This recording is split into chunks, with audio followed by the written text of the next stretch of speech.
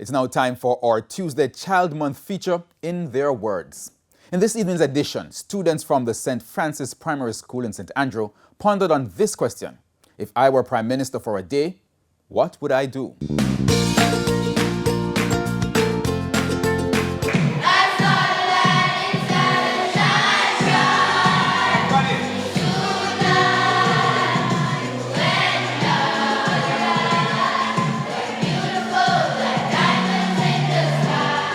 The St. Francis Primary School Choir in rehearsal for the upcoming graduation ceremony. In a few months, grade 6 students will begin a new chapter when they enter high school in September.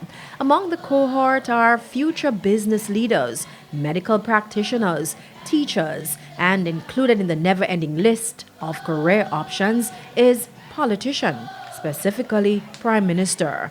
That position is currently held by Andrew Holness.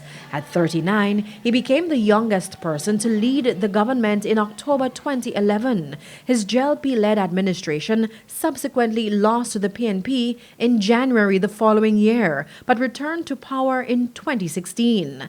Being Prime Minister is no easy feat, a point the students acknowledged. I mean, that's because for the entire country, not just a little parish or a community, the entire country itself, working with so many different stuff. It's a lot of work to do. It's a tough job because you have to help ensure that all of the country is how it should be, and you have to give speeches and things. You have some people saying they want justice and all these, so it's a difficult job.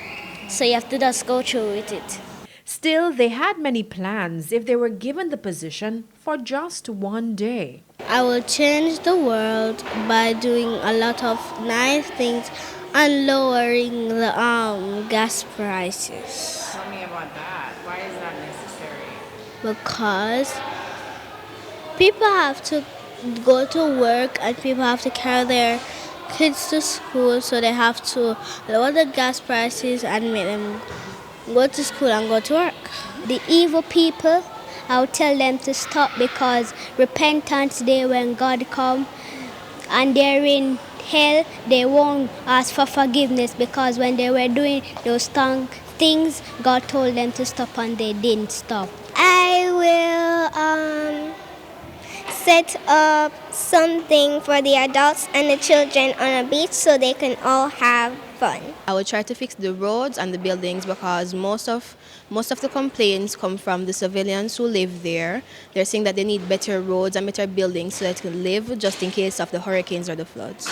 And to Mr. Holness, this advice: I would say take care of yourself. Do not put pressure on your head and stay safe. Keep being you and help us get this virus out of our country.